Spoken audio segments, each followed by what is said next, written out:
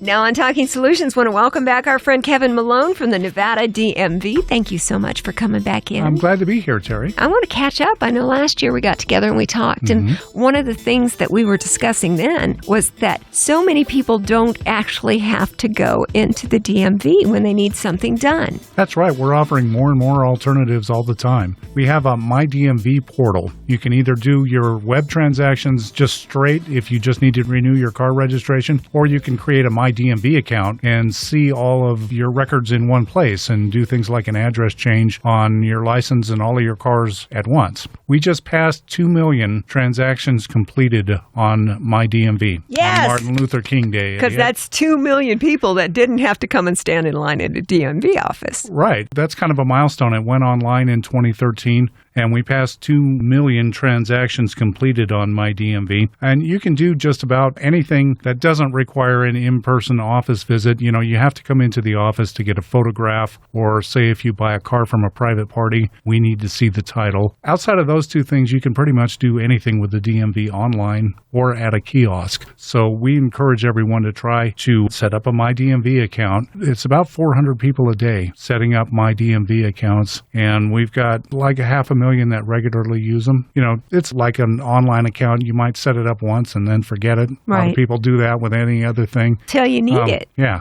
We've got about 500,000 people. Out of 3 million in Nevada, that's a pretty good chunk that use My DMV regularly, so it is a valuable tool. Great idea. It used to be, I would joke that they'd say death and taxes are things you can't avoid, and there was a point in time where everybody figured that you also had to go to the DMV. And yes, there are times when you need to go in person, but it's not nearly as much as it used to be, and there are so many great options. We started online transactions in 2000 with car registration renewals. It was just like maybe 4,000 that first year. Last year, it was well over 2 million just in all of the different web transactions out of 9 million transactions that the DMV did overall. We're talking with Kevin Malone from the DMV. Kevin, when we were talking previously, I was really astounded to find out how many total transactions the DMV does every year. You guys are busy all the time. Yeah, we are. It's 9 million. So that would be 3 for each person in the state. So it's quite a bit. A lot of people don't realize everything that the DMV does. In addition to issuing your driver's license, car registration, we license all of the dealers, all of the wrecking yards. Just about everybody in the automotive industry, except for parts, has to get a license from the DMV. We collect all the fuel taxes. The DMV takes in over $1 billion a year total, and a big chunk of that, maybe 40% of it, is fuel taxes. So all this road construction you see, you know, all the signs out here, fuel tax indexing, all that money is collected by the DMV and dispersed according to the various laws.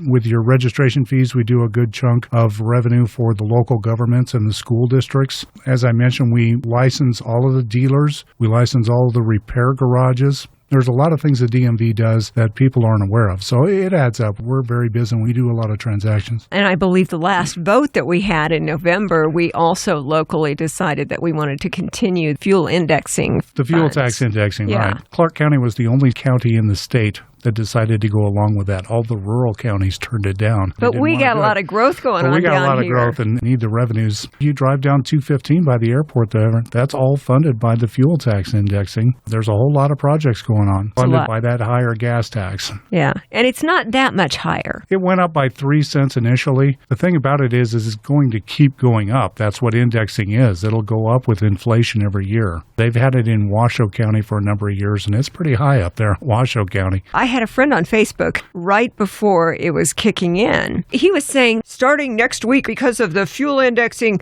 our gas is going to go up 20 cents a gallon. I'm like, no, it's not. I actually had a reporter asking me about that at the end of the year. No, I don't know where you heard that. That's not Facebook, the case. I'm telling you. It goes up. It went up initially on July 1st, and it's going to go up just a little bit every year to keep pace with inflation. You're not going to see any 10 cent or 20 cent hikes. That's just completely wrong. I was looking at the gas prices going, no, that sounded fishy from the start. Now, something that I do believe changed as we came into the new year. Kevin, I'm seeing some stuff about mopeds having to do with the DMV. Mm-hmm. Do they need to now register, whereas previously they did not have to? Right. The 2015 legislature passed moped registration as an anti-theft measure because the things get stolen. Metro has told me they've had the same moped stolen 3 and 4 times from the same owner, and there's no way to track the things is what the problem is. I held a press conference in front of a towing yard that was full of impounded mopeds and motorcycles, and with the mopeds, the police don't know who owns them because there's no record. You walk in, it's just like buying a TV or another piece of personal property. All you get is a receipt, and there's no proof of ownership. So your moped gets stolen, you have no recourse. You don't have the receipts, so you can't even prove that it's yours. The 2015 legislature decided to change that and require moped registration as an anti-theft measure. The deal is you just bring the moped into the DMV, and you have to have an inspection done. Then you make an appointment.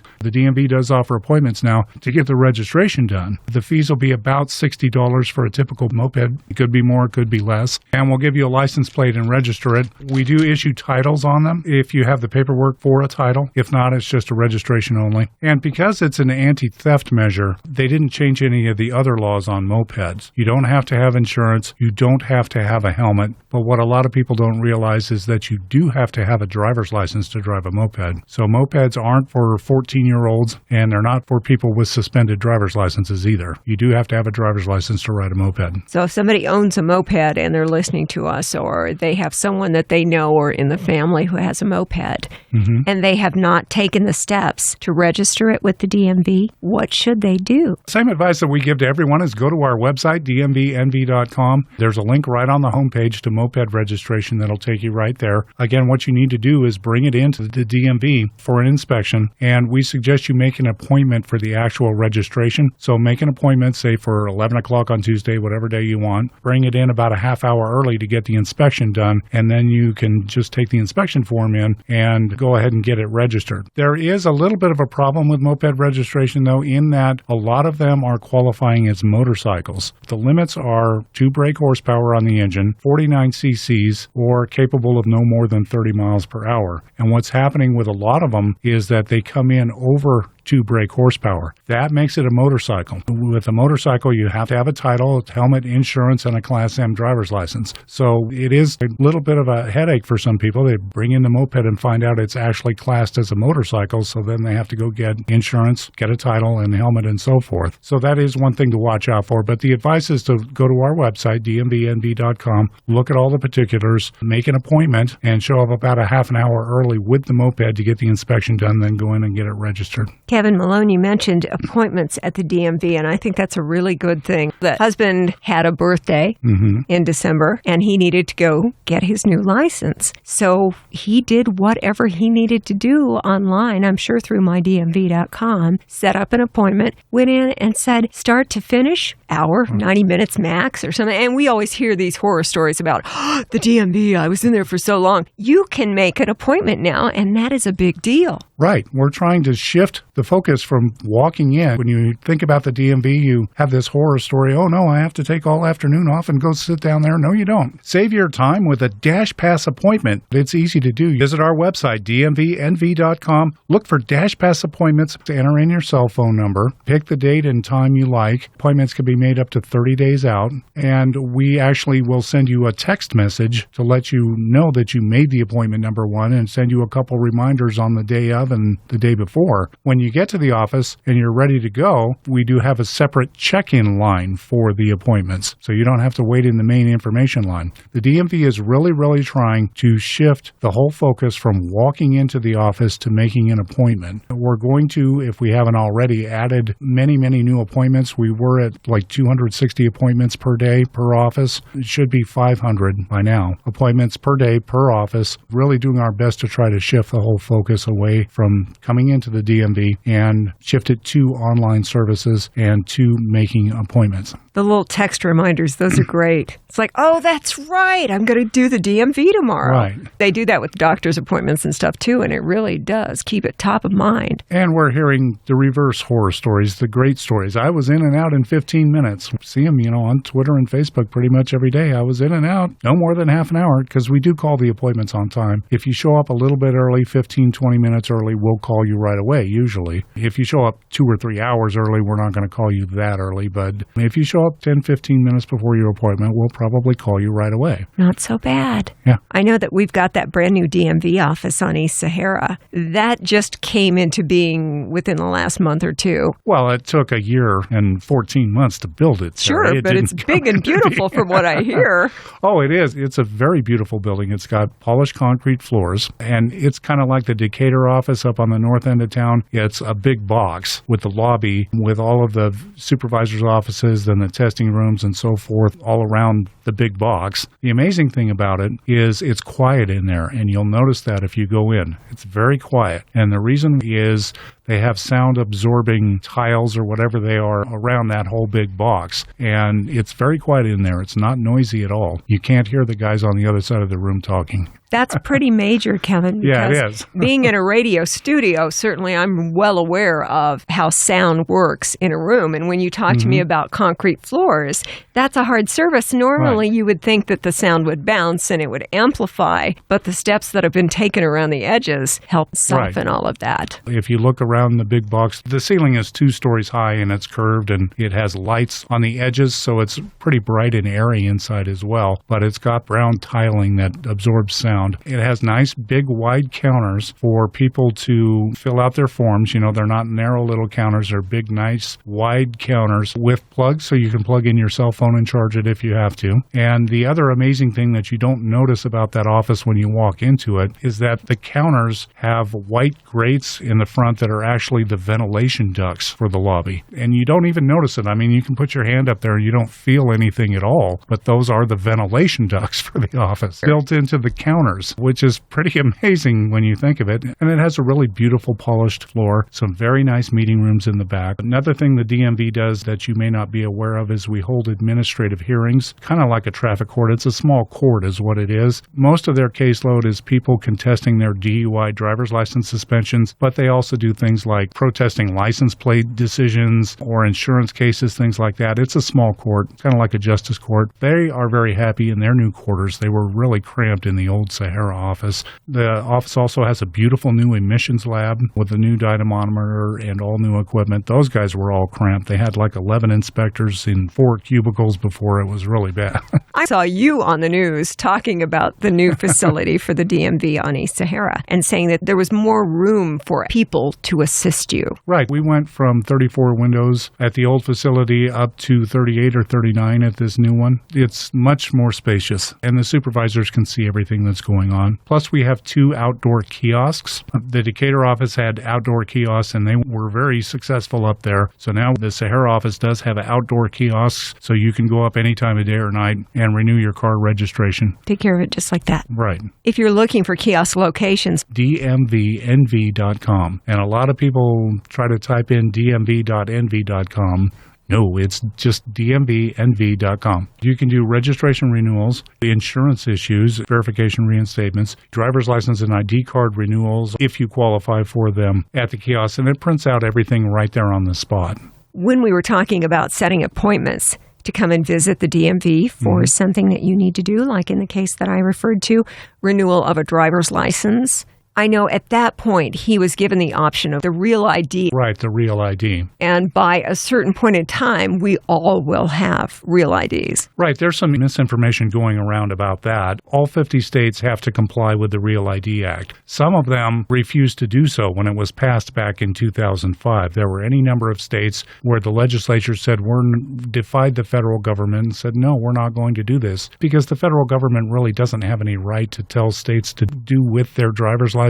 So a number of them just defied the government and said, no, we're not going to do this. Nevada wasn't one of them, but fast forward to 2017, and there are still 9 states that are not compliant with the Real ID Act. So if you hold a driver's license from one of those 9 states, you won't be able to use it to board an aircraft. That's the stick that the federal government has. If you want to use your driver's license to board an aircraft, it will have to be a Real ID at some point in time. January 22nd, 2018 is the cutoff point for non-compliant states. But Nevada is a compliant state. We do issue Real IDs, so you can use your existing Nevada license or ID card to board an airplane until January 1st, 2020. After that point, then it will have to be a real ID. And that's if you want to use your driver's license or ID card to board an airplane. You can still use a passport to board an airplane. Put your passport in your bag, no problem. Military ID, the TSA accepts a lot of other things besides driver's licenses. But if you want to use your driver's license to board an aircraft after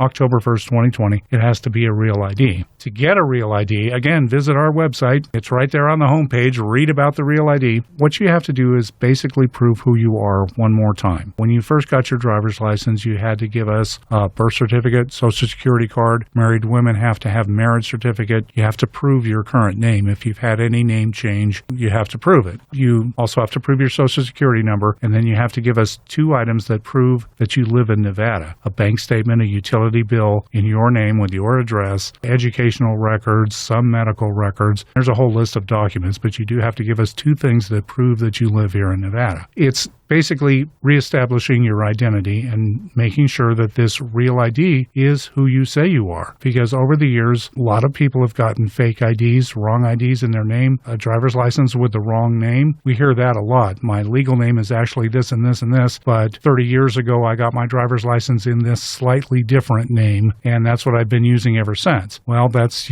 not going to fly with a real ID. You got to show us your birth certificate again and prove what your name is. Well, it's just a higher level of security. I remember before 9/11, when I was still newly married, for a while I had a hyphenated name. Hyphenated it with the new married name. Right. But all of those regulations tightened down on a lot of that after 9/11. It's so important for us to have standardized, proven IDs. It's a security thing. And it used to be you could just take your driver's license from one state, go to another state, and just hand it in and get a driver's license from that other state, along with your fake name.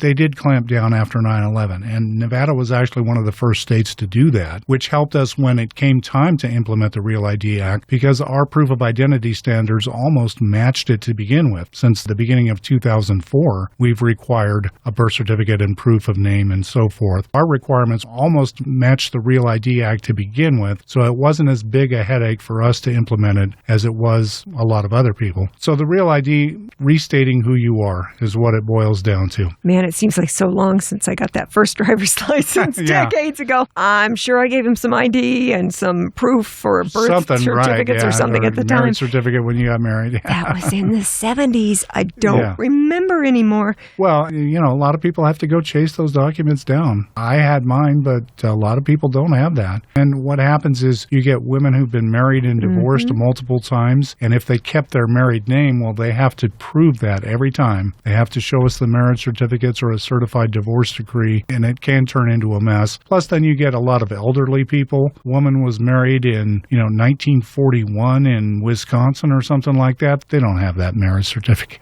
anymore. Can I point out that it's really important when you go to the DMV after you get married and you're changing your name, you need to bring the original, not a copy of the marriage license. I've been there twice because of that. Because of that? Twice? You didn't learn after the first time? Well, no. What I mean is I went the first time and they said, oh, no, you need to bring the original. So I went back with the original copy. But that was a long time ago. That's something that I vividly remember. I'm not going to carry around a copy of my marriage license. If I need it for some reason, I'll bring the original. Right. The original everything. That's what we require. We used to accept just a DD-214 for military people, the discharge paper. We accepted that as proof of identity. We don't accept those anymore because it's not part of the Real ID Act. So they did tighten down. Now, I realize we're in a state that said, regardless of what the federal government had the right to tell us to do or not, it does make sense to have a Real ID. We're all well on the way. Husband already has his. I think he says it has a star on it or something. Yeah, it's got a little gold star up in the right-hand corner, upper right-hand corner. Mine doesn't say that yet, but I'll get there. Well, it will say one of two things. It'll either have a gold star on it for a Real ID, or it'll say not for federal official use, which tells the federal government and the federal officials not to accept it. And that actually applies to more than just aircraft, applies to military bases. If you want to get on a military base and use your driver's license as ID, it's going to have to be a Real ID, and quite a few other things to get into a federal building where ID is required. The Real ID Act specifically says it's not going to keep anyone from court services or voting or health services or or anything like that. But if you need ID to get into a federal building where it's required, like Department of Homeland Security facilities, it's going to have to be a real ID. Same thing with nuclear power plants. So it does have more uses than just boarding aircraft, but the aircraft are the big stick that the federal government has. Being that a lot of us do fly every now and then. Mm-hmm. That is the big stick. Yeah. So. It's just a good security measure. Proof that you are who you say you are. Mm-hmm. Somebody who got a false name and ran away years and years ago,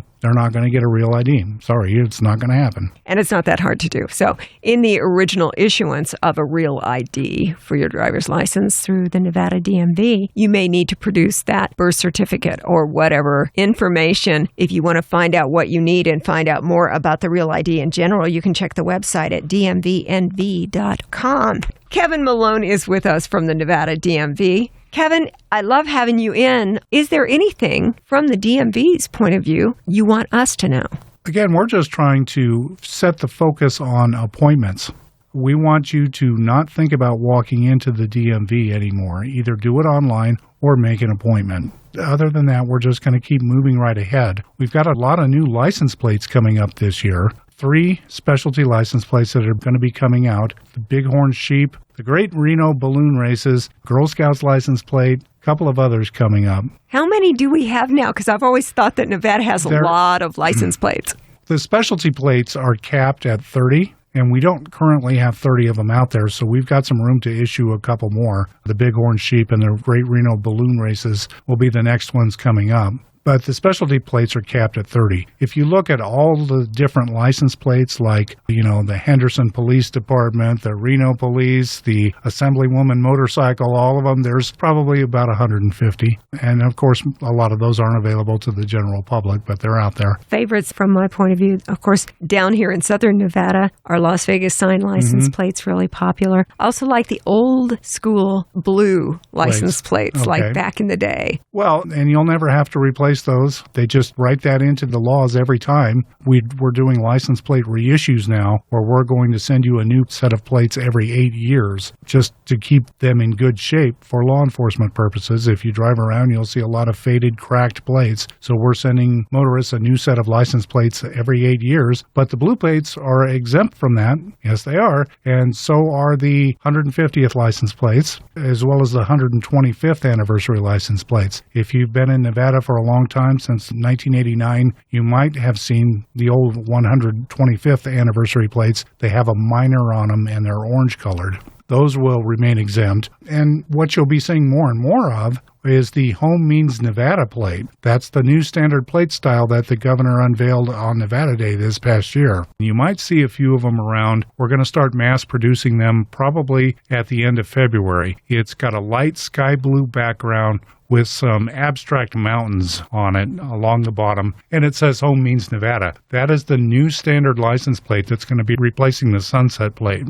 Wow. So we're changing the look entirely. Mm-hmm. It'll happen gradually. The Sunset plates remain valid. Years and years ago, when we replaced the Bighorn Sheep plates, we made it mandatory. This time, we'll just be issuing the new Home Means Nevada plate, and the Sunset plates will remain valid for registration. Right now, the only ones we're giving out are for the online vehicle registration. If you buy a car from a Nevada dealer, you can register it online and get a new set of license plates in the mail. So we are issuing the Home Means Nevada plates with those. Pretty soon, though, within the next couple of months, we'll be issuing them in the offices just as the standard plates, and we won't be doing the Sunset plate anymore. So we'll see more of those appearing on cars on our roads all over the place. It's got a light sky blue background with a little brown abstract mountains along the bottom. I can't wait to see that. All right, I know I have Sunset plate. I used to have Bighorn Sheep. Mm-hmm. Now you'll be getting Home Means Nevada plates. Unless I get some kind of specialized thing with cats and dogs on it, that could happen too. That's the spay and neuter plate, the puppies and kitties plate. I know. See, that's popular in my world. I like that a lot. I'll pay the extra. I know it goes to charity. That's exciting for me. There are so many possibilities. But if you want to see about that, also personalized plates. Don't you go to the website to find out if the plate that you've got in mind, you get to actually type it in and see if it's taken? Would you find that at dmvnv.com? Right, yeah. And you can go on our website, again, and type in your specialty plate combination and see whether it's taken or if it's not suitable, or it might already be taken again. It gives you a little mock-up of what it'll look like, and you can click and choose the different plate styles and get a pretty good idea of what it looks like before you order it. And while you're there, you can find out about your appointment and kiosks and stuff you can do online. And getting your real ID. Find out about the real ID, get the details on registering that moped. I mean, there's a lot of stuff that the DMV does. Yes, there is. And you were saying, Kevin Malone, that 9 million transactions for the DMV every year? Yeah, we just passed 9 million for the fiscal year 2016. So that's 3 for every person in the state. That's a busy department. Yes, it is. We're big and we're growing. Well, and you guys have a lot of responsibility. You take care of a lot of different things that I think a lot of people don't realize. The Nevada Department of Motor Vehicles, always we ask too, Kevin Malone, as part of Talking Solutions, what can we do to help you? The best thing you can do is save your time with a DashPass appointment. We have a separate check-in window for appointments. You'll be in and out in a flash. Visit our website, dmvnv.com. Look for DashPass appointments for the next time you have to come into the DMV. Do your homework first so you know what you're doing and you have all the proper documentation, and then make an appointment. We are trying to change the DMV to an appointment-based agency rather than walking in, and it goes very smoothly. I have not heard any reports of us calling appointments late or missing the appointments or anything like that. If you come in 15, 20 minutes early, we'll call the appointment early. There's a 15-minute window, so if you're 15 minutes late, you're going to miss it, but the appointment system works very well. It's got a separate check-in line. So the advice is go to our website, do your homework, and make an appointment if you have to come in. Do it online if you can. And you're going to be surprised how many things you can do without setting foot into the DMV. Right. You can make a MyDMV account for things like address changes and movement permits and to see all your records in one place. Or the other option, you don't necessarily need a MyDMV account. You can just get it done. If you're renewing your car registration, it takes about 2 minutes tops to renew your car registration online. So anything you need done from the DMV doesn't have to eat your whole day. Don't listen to the old horror stories about, I was there since sunrise and then it got dark. It doesn't have to take the whole day. No, it doesn't have to take the whole day. We do make appointments these days. You can be in and out in 15 minutes if you come in with the right documentation and just get it knocked out. So do your homework first, then make an appointment to come on in. That's the best thing you can do to help the DMV. Great advice, Kevin Malone. The website, dmvnv.com. All kinds of information there. Have I missed anything? No, you haven't. We've covered it all, pretty much. I like to have you in to talk. It's fun. I do enjoy talking to you, Terry. Kevin Malone, you're welcome here anytime. Thanks for filling this in on what's going on with the Nevada DMV. Appreciate you joining us. Terry, thank you.